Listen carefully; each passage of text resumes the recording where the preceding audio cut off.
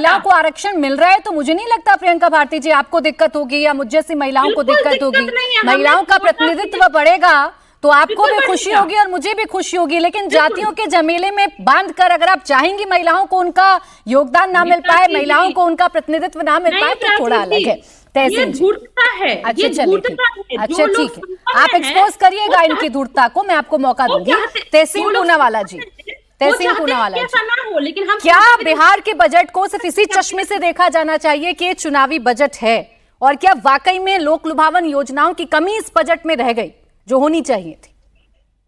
Thank you Prachi जी, आपके show में मुझे शिरकत करने का मौका मिला, इसलिए आपका शुक्रगुजार हूँ। 2 या 3 चीजें मैं बता दूं, ये बजट पढ़कर या बजट के बारे में पढ़कर यह साफ समझ में आता है कि बिहार की जो इकोनॉमिक स्थिति है वो काफी गंभीर है, और उस पर जो डिक्लाइन हुआ है तेजस्वी यादव और कांग्रेस की सरकार जाने के बाद, वो अब स्टार्क डिफरेंस है। एक एग्जांपल मैं देता हूं, क्योंकि विमेन पार्टिसिपेशन इन वर्कफोर्स की बात हो रही थी, प्रियंका बिल्कुल सही कह रही थी। जब तेजस्वी यादव और कांग्रेस की सरकार थी, ये बढ़कर बिहार में आप जानती हो सबसे लोएस्ट है देश के अंदर वर्क पार्टिसिपेशन, अर्बन एरियाज में वर्क पार्टिसिपेशन, ये बढ़ के 13.8% हो गया था।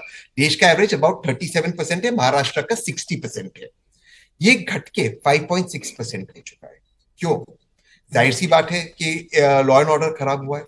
आप किसी भी पैमाने पे देख लीजिए, ठीक है, सम्राट चौधरी जी ने कह दिया 3,17,000 करोड़ का हम बजट दे रहे, ठीक है, उस बजट में आपका बिहार का डेट क्या है, आपका पर कैपिटा इनकम क्या है? बिहार का सबसे कम है, लेकिन चलो पर कैपिटा इनकम भी देख लेते, ठीक है, कम हो सकता है। ह्यूमन डेवलपमेंट इंडेक्स में महिलाओं को लेकर बिहार और गुजरात, ये 2 राज्य है देश के अंदर जो सबसे पीछे है। मेल न्यूट्रिशन, हेमोग्लोबिन, ये सारी तकलीफें बिहार की महिलाओं को, ये सारी मेरी रिपोर्ट नहीं, मिनिस्ट्री ऑफ हेल्थ की रिपोर्ट है, सारी सुप्रीम कोर्ट और केंद्र सरकार की रिपोर्टें है। बिहार की महिलाएं और गुजरात की महिलाओं को सबसे ज्यादा हेमोग्लोबिन और मेलन्यूट्रिशन का प्रॉब्लम है। ठीक है, दिक्कत यहां पर है कि बिहार के बजट में कोई विजन नहीं दिख रहा है। सिर्फ आपने कह दिया हम पिंक बसेस शुरू करेंगे, 20 साल से कौन सरकार में था, क्यों शुरू नहीं किए?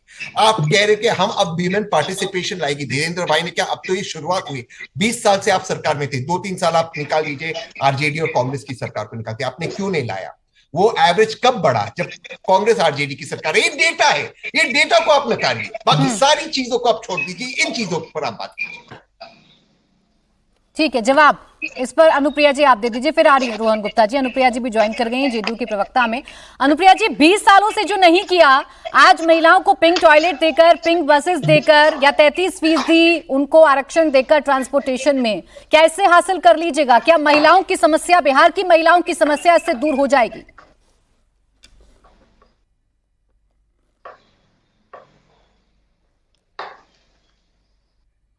अनम्यूट कर लीजिए प्लीज अनुप्रिया जी।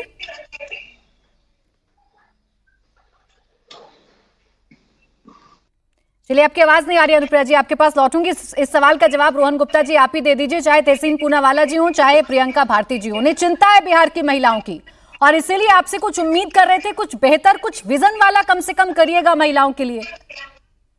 देखिए, पहली बात तो जो लोग महिला की चिंता की बात कर रहे हैं वही बिहार है जहां की महिलाएं इनके जंगल राज के नाम से आज भी डर रही है। 5 साल पहले जो चुनाव हुआ था, सबसे बड़ा इशू क्या था?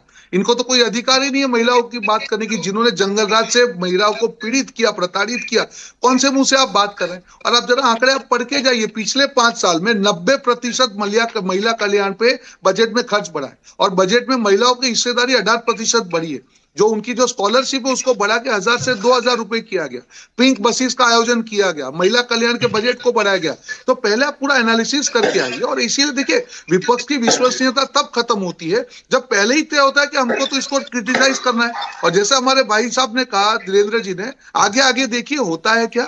आपको बिहार की जनता कभी ना आपको माफ करेगी, ना जंगल राज के लिए माफ करेगी। जो आपका इतिहास है इतना ज्यादा गहरा है, इतना ज्यादा खराब है कि आज भी बिहार की महिलाएं उस इतिहास को याद करके कभी भी उस इतिहास की तरफ के नहीं आएगी। जिस प्रकार से महिलाओं के खिलाफ अत्याचार होते थे, अपहरण होते थे, महिलाओं वहां पे जाएंगी नहीं, और ये दिमाग में इतिहास रहेगा। यानी रोहन जी आप गुंजाइश छोड़ रहे हैं, आने वाले वक्त में जैसे जैसे चुनाव नजदीक आएंगे आप कुछ ऐसी बड़ी घोषणा कर देंगे जिससे सीधा डायरेक्ट बेनिफिट हो चुनावों में आप लोगों को? मैं ये मानता हूँ, देखिए, मैं आ रही हूँ, फर्क है। जो हम रेवड़ियां बात करते हैं टेक्निकली, देखिए दिल्ली में भी जिस प्रकार से, मैं एक एग्जांपल इसलिए दे रहा हूं कि आम आदमी पार्टी पूरा चुनाव लड़ा, उनको भरोसा था कि नहीं हमने जो किया, सिर्फ ऐसे नहीं होता है। आपकी विश्वसनीयता, आप जो वादे करते हैं क्या वो पूरे करते हैं कि नहीं, जनता उस पर वोट देती है।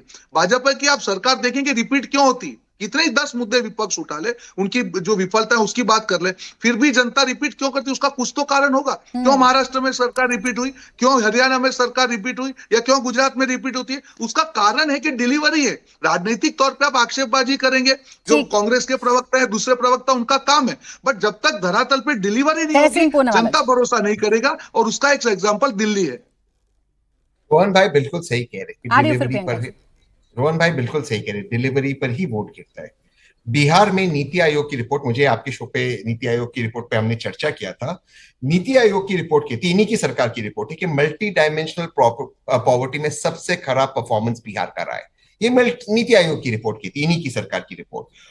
अर्बनाइजेशन जो 7% था, सॉरी 16% है बिहार के अंदर, जो सबसे कम है देश के एवरेज 34% के मुकाबले। अगर बिहार के अंदर नई उद्योग नहीं आएगी, नई फैक्ट्रीज नहीं आएगी, नई व्यवसाय नहीं आएगी, तो ये पिंक बसों में महिलाएं कहां जाएगी काम करने, कहां जाएगी रोजगार के लिए, कौन से रोजगार, जबकि एम्प्लॉयमेंट के अंदर भी बिहार सबसे पीछे है। इसलिए हमारे बिहार के लोग पलायन करते हैं। जब महाकुंभ के वक्त दिल्ली रेलवे स्टेशन के अंदर वो घटना घटी, ट्रेन की घटना, सबसे ज्यादा जो लोग वहां पर गुजर गए, जो शहीद हुए, बिहार के हमारे भाई बहन थे। क्यों उनको बिहार छोड़कर जाना पड़ता है बाहर? क्योंकि कोई रोजगार की व्यवस्था नहीं, चाहे वो मर्द हो या महिला हो या पुरुष हो। ये इसके लिए जनता इनको जिम्मेदार ठहराती है।